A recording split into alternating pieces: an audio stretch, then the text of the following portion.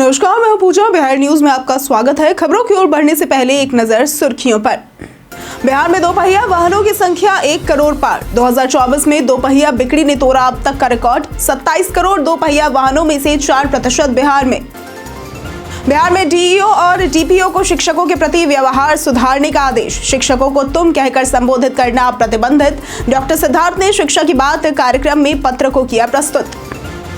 बिहार में कृषि कनेक्शन के लिए विशेष कैंप होंगे आयोजित। ऊर्जा सचिव पंकज कुमार पाल ने पटना में समीक्षा बैठक में की चर्चा। अधिकारियों को दिए किसानों को योजना के प्रति जागरूक करने के निर्देश। चुनाव आयोग ने सरकार को रिक्त पद भरने का निर्देश दिया। 31 अगस्त तक 3 साल से अधिक समय से कार्यरत कर्मियों का स्थानांतरण करने का निर्देश। निर्वाचन से जुड़ी तैयारियों को सुचारू रूप से पूरा करने पर दिया जोर। सीएसके के लगातार हार के बाद धोनी के संन्यास पर उठे सवाल। मैच के बाद विराट ने धोनी के सम्मान में उतारी अपनी कैप। ब्रॉडकास्टर ने सोशल मीडिया पोस्ट में लिखा, वन लास्ट टाइम।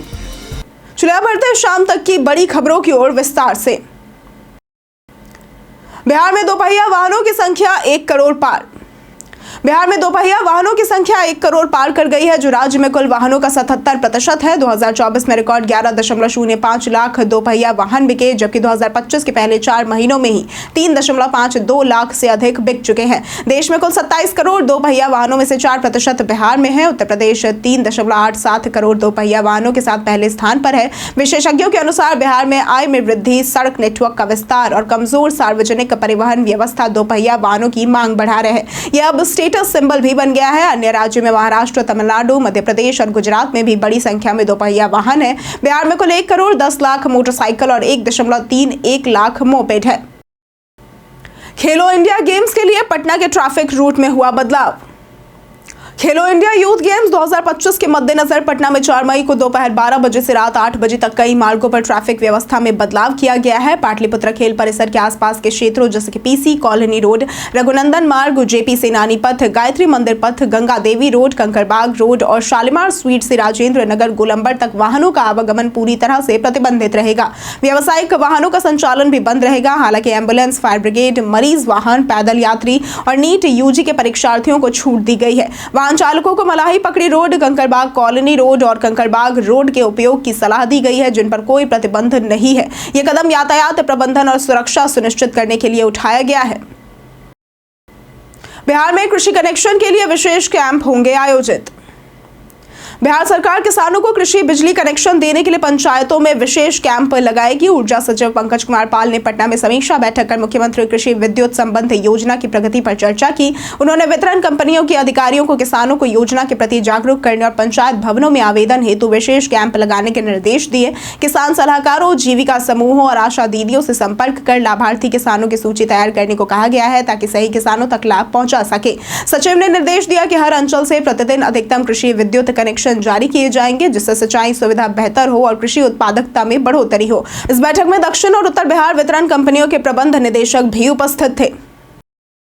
बिहार में डीईओ और डीपीओ को शिक्षकों के प्रति व्यवहार सुधारने का आदेश। बिहार में अब शिक्षकों को तुम कहकर संबोधित करना प्रतिबंधित किया गया है। शिक्षा विभाग के अपर मुख्य सचिव डॉक्टर एस सिद्धार्थ ने आदेश जारी किया है कि डीईओ यानी कि जिला शिक्षा पदाधिकारी और क्षेत्रीय शिक्षा उपनिदेशक कार्यालयों में शिक्षकों से चढ़ावा मांगने या अमर्यादित व्यवहार जैसे कि तुम कहकर अपमानित करना पर दंडात्मक कार्रवाई की जाएगी। यह कदम एक शिक्षक द्वारा डॉक्टर सिद्धार्थ को लिखे गए पत्र के बाद उठाया गया है, जिसमें शिक्षक ने डीईओ और डीपीओ के कार्यालयों में होने वाले अपमानजनक व्यवहार और रिश्वतखोरी का मुद्दा उठाया था। शिक्षक ने यह भी सुझाव दिया कि शिक्षकों को इन कार्यालयों के चक्कर न लगाने पड़े। अपर मुख्य सचिव ने इस पत्र को शिक्षा की बात हर शनिवार कार्यक्रम में भी रखा, ताकि शिक्षा विभाग के अधिकारी अपनी कार्यशैली पर विचार कर सके। तकनीकी खराबी के कारण वंदे भारत ट्रेन डेहरी स्टेशन पर रुकी। रोहतास के Dehri on Sone railway station पर देवघर से वाराणसी जा रही वंदे भारत ट्रेन 22499 को तकनीकी खराबी के कारण करीब 2 घंटे तक रोकना पड़ गया। गया स्टेशन पार करने के बाद ट्रेन में समस्या महसूस की गई, जो सोन नगर स्टेशन पार करते करते गंभीर हो गई। ट्रेन और ट्रैक्शन तार के बीच संपर्क बनाने वाले पेंटो रॉड में खराब आ गई, जिससे ट्रैक्शन तार से चिंगारी निकलने लगी। यात्रियों की सुरक्षा को ध्यान में रखते हुए ट्रेन को डेहरी ऑन सोन स्टेशन पर रोक दिया गया। रेलवे अभियंत्रण विभाग के कर्मियों ने तुरंत मरम्मत कार्य किया और संपर्क व्यवस्था को ठीक किया। मरम्मत के बाद ट्रेन को आगे के लिए रवाना किया गया। यह घटना ट्रैक्शन तार और पेंटो रॉड की तकनीकी जटिलता के कारण हुई थी। चुनाव आयोग ने सरकार को रिक्त पद भरने का दिया निर्देश। बिहार विधानसभा चुनाव की तैयारियों को लेकर चुनाव आयोग के निर्देश पर प्रशासनिक गतिविधियां अब तेज हो गई हैं। सरकार को चुनाव कार्य से जुड़े रिक्त पदों को शीघ्र भरने और एक ही स्थान पर 3 साल से अधिक समय से कार्यरत कर्मियों का स्थानांतरण 31 अगस्त तक सुनिश्चित करने का निर्देश दिया गया है। ऐसे अधिकारियों को चिन्हित करने की जिम्मेदारी सामान्य प्रशासन विभाग को दी गई है। मुख्य निर्वाचन अधिकारी विनोद सिंह गुंजियाल ने सहायक निर्वाची अधिकारी समेत अन्य पदों पर तैनाती का अनुरोध भी किया है। मतदान कर्मियों की संख्या पर्याप्त बताई गई है, लेकिन जहानाबाद, अरवल और शिवहर जिलों में अन्य जिलों से कर्मियों को भेजा गया है। इस प्रक्रिया की निगरानी की जिम्मेदारी सभी प्रमंडलीय आयुक्तों को दी गई है। निर्वाचन से जुड़ी तैयारियों को सुचारू रूप से पूरा करने पर जोर दिया गया है। 1097 लीटर विदेशी शराब के साथ तस्कर गिरफ्तार। बिहार में शराबबंदी के बावजूद अवैध तस्करी जारी है, लेकिन भोजपुर में मद्य निषेध विभाग की सक्रियता से बड़ा नेटवर्क उजागर हुआ है। सहायक आयुक्त रजनीश कुमार को मिली सूचना पर निरीक्षक राहुल कुमार दुबे की टीम ने आरा के रतनपुर ओवरब्रिज पर जांच कर ट्रक से 795 लीटर विदेशी शराब बरामद की है। चालक पप्पू सहनी को मौके पर गिरफ्तार किया गया। दूसरी कार्रवाई बिहिया के तेघरा मोड़ पर हुई, जहां एक मिनी ट्रक से 302 लीटर शराब मिली। हालांकि चालक वहां से फरार हो गया। दोनों ट्रकों से कुल 1097 लीटर शराब जब्त की गई, जिसकी बाजार कीमत लगभग 20 लाख रुपए है। ये घटनाएं संगठित तस्करी नेटवर्क की ओर इशारा करती है। आरोपी से पूछताछ जारी और मद्य निषेध अधिनियम के तहत कार्रवाई चल रही है। 50,000 की रिश्वत लेते इंजीनियर गिरफ्तार। पटना सीबीआई की भ्रष्टाचार निरोधक टीम ने दरभंगा एयरफोर्स स्टेशन में भारतीय सैन्य इंजीनियर सेवा के गैरिसन इंजीनियर कौशलेश कुमार को 50,000 की घूस लेते रंगे हाथ गिरफ्तार किया है। उन्होंने ठेकेदार से बिल पास कराने और मापी के बदले रिश्वत मांगी थी। टीम ने मजदूर के वेश में पहुंचकर उन्हें कार्यालय में ही पकड़ा और पटना ले गई। बाद में उनके घर की तलाशी लेने में 63.11 लाख रुपए, बैंक में 6 लाख की संपत्ति से जुड़े कागजात, एक हुंडई कार, स्कूटी और कीमती आभूषण भी बरामद हुए। गिरफ्तारी के दौरान सीबीआई की एक टीम परिसर में थी और दूसरी टीम बाहर इंतजार कर रही थी। जैसे ही घूस लेते पकड़े गए, दूसरी टीम अंदर गई, लेकिन गेट पर सुरक्षा कर्मियों से उनकी कहासुनी हो गई और दुर्व्यवहार की शिकायत भी दर्ज कराई गई है। अंतिम चरण में ग्राम कचहरी न्याय मित्र पदों पर बहाली की प्रक्रिया। पंचायती राज विभाग द्वारा ग्रामीण न्याय प्रणाली को सशक्त बनाने हेतु ग्राम कचहरी न्याय मित्र के 2436 रिक्त पदों पर बहाली की प्रक्रिया अंतिम चरण में है। ये पहल पंचायतों को आत्मनिर्भर बनाने और त्वरित विधिक सहायता उपलब्ध कराने की दिशा में महत्वपूर्ण मानी जा रही है। 17 मार्च 2025 को औपबंधिक मेधा सूची विभागीय वेबसाइट पर जारी की गई थी, जिसके बाद 19 मार्च से 2 अप्रैल तक आपत्तियां ली गई है। इन आपत्तियों की जांच एवं समाधान लगभग पूरा हो चुका है। अब अंतिम मेधा सूची जारी की जाएगी, जिसे अभ्यर्थी वेबसाइट पर देख सकेंगे। सूचना केवल आधिकारिक वेबसाइट और सोशल मीडिया के माध्यम से दी जाएगी। ये बहाली ग्रामीण स्तर पर सुलभ और त्वरित न्याय प्रदान करने के लिए मील का पत्थर साबित होगी। 5 साल से अधिक समय से तैनात पुलिस कर्मियों का होगा तबादला। तिरहुत रेंज के 4 जिलों यानी कि मुजफ्फरपुर, वैशाली, सीतामढ़ी और शिवहर में 5 साल से अधिक समय से पदस्थ पुलिस कर्मियों का तबादला किया जाएगा। डीआईजी चंदन कुमार कुशवाहा ने यह कदम पुलिस मुख्यालय के निर्देशों के आधार पर लिया है। इसका उद्देश्य पुलिस प्रशासन में ताजगी लाना, भ्रष्टाचार और क्षेत्रीय सांठगांठ पर रोक लगाना है। 31 मई 2025 तक 5 साल या उससे अधिक समय से एक ही जिले में तैनात पुलिस अधिकारियों और कर्मियों का तबादला किया जाएगा। ये सूची सिपाही से लेकर इंस्पेक्टर तक के अधिकारियों को शामिल करेगी। 100 से अधिक पुलिसकर्मी इस प्रक्रिया के तहत स्थानांतरित होंगे, जिनमें थाना अध्यक्ष और वरिष्ठ पुलिसकर्मी भी शामिल है। इस कदम से पुलिस विभाग में पारदर्शिता और निष्पक्षता बढ़ने की उम्मीद है और कार्य संस्कृति में भी सुधार होगा। तेजस्वी यादव के पत्र पर जेडीयू का पलटवार।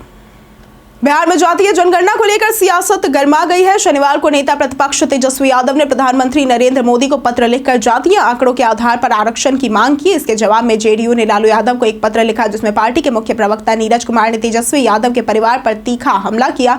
नीरज कुमार ने लालू यादव को गुनाहनामा करार दिया और आरोप लगाया कि उनके शासनकाल में अति पिछड़ा वर्ग और ईबीसी समाज के साथ अन्याय हुआ है। उन्होंने ये भी कहा कि लालू यादव ने कर्पूरी ठाकुर का अपमान किया और उनके शासन में अति पिछड़ा वर्ग को आरक्षण में हक नहीं मिला। इसके अलावा नीरज कुमार ने आरोप लगाया कि लालू यादव ने जातीय जनगणना पर कभी जोर नहीं दिया। विधानसभा चुनाव से पहले तेजस्वी यादव की जातीय गोलबंदी। बिहार में इसी साल होने वाले विधानसभा चुनाव को देखते हुए आरजेडी जातीय गोलबंदी में जुट गई है। तेजस्वी यादव ने पिछले 75 दिनों में 8 जातीय सम्मेलनों में भाग लेकर पिछड़ा, अति पिछड़ा, दलित और सवर्ण वोट बैंक को साधने की कोशिश की है। लालू यादव की मुस्लिम यादव रणनीति को आगे बढ़ाते हुए तेजस्वी अब A to Z की पार्टी का दावा कर रहे हैं। तेली, रविदास, मुसहर, राजपूत, पासी, वैश्य और अति पिछड़ा वर्ग के सम्मेलनों के जरिए तेजस्वी यादव इन समुदायों का समर्थन फिर से हासिल करने की कोशिश कर रहे हैं। इन वर्गों की कुल आबादी बिहार में निर्णायक लायक मानी जाती है। आरजेडी नेताओं का यह दावा है कि पार्टी सभी वर्गों की आवाज बनकर उनके हक की लड़ाई लड़ती है। तेजस्वी जातीय समीकरण को साध कर सत्ता में वापसी की तैयारी में है। जेडीयू ने बनाई 281 सदस्यों की सलाहकार समिति। जेडीयू ने शनिवार को 281 सदस्यों की जंबो राजनीतिक सलाहकार समिति गठित की, जिसमें अब सभी जिलों से नेताओं को शामिल किया गया है, लेकिन पटना जिले को प्राथमिकता दी गई है। समिति में अल्पसंख्यक समुदाय के 33 लोगों को भी जगह मिली है। पटना जिले से तूफानी राम, ललन मोहन प्रसाद, लियाकत मंसूरी, कंचन चौधरी, शगुफ्ता परवीन समेत कई प्रमुख चेहरे शामिल किए गए हैं। नालंदा, नवादा, गया और जहानाबाद से भी अनेक नेताओं को मनोनीत किया गया है। यह समिति जेडीयू की संगठनात्मक मजबूती और आगामी चुनावी रणनीतियों को आकार देने के लिए बनाई गई है। इसका उद्देश्य सभी समुदायों और क्षेत्रों से नेताओं को प्रतिनिधित्व देकर पार्टी की जमीनी पकड़ को और मजबूत करना है। समिति में महिला, पिछड़ा वर्ग और अल्पसंख्यक वर्ग से भी प्रतिनिधित्व सुनिश्चित किया गया है। मुकेश सहनी ने चंपारण से चुनावी जीत का किया दावा। विकासशील इंसान पार्टी यानी कि वीआईपी के प्रमुख और बिहार के पूर्व मंत्री मुकेश सहनी ने चंपारण में घोषणा की कि उनकी पार्टी अधिकांश सीटों पर चुनाव लड़ेगी और महागठबंधन के तहत ही जीतेगी। उन्होंने कहा कि तेजस्वी यादव के नेतृत्व में सरकार बनना तय है। निषाद आरक्षण संकल्प यात्रा 3.0 के तहत मोतिहारी में कार्यकर्ताओं को संबोधित करते हुए सहनी ने लोगों से अपने बच्चों को शिक्षित करने और अधिकारों के लिए संघर्ष करने की अपील की। उन्होंने ये दावा किया कि इस क्षेत्र के 21 में से 17-18 सीटें महागठबंधन ही जीतेगी। पत्रकारों से बात करते हुए उन्होंने चिराग पासवान को जातीय जनगणना रिपोर्ट को सार्वजनिक न करने की बात कहने पर नसीहत दी और कहा कि ऐसा न हो कि उनका समाज ही उनसे दूर हो जाए। मुकेश सहनी ने इस बयान को भी गलत बताया। सीएसके के लगातार हार के बाद धोनी के संन्यास पर उठे सवाल। आईपीएल में एमएस धोनी का यह आखिरी साल होने की अटकलें फिर से तेज हो गई है। हर साल ये सवाल उठता है, लेकिन धोनी हर बार फैंस का मनोरंजन करने के लिए अगले साल मैदान पर लौट आते हैं। इस बार माहौल थोड़ा अलग है क्योंकि चेन्नई सुपर किंग्स लगातार हार रही है और धोनी का प्रदर्शन भी निराशाजनक ही रहा है।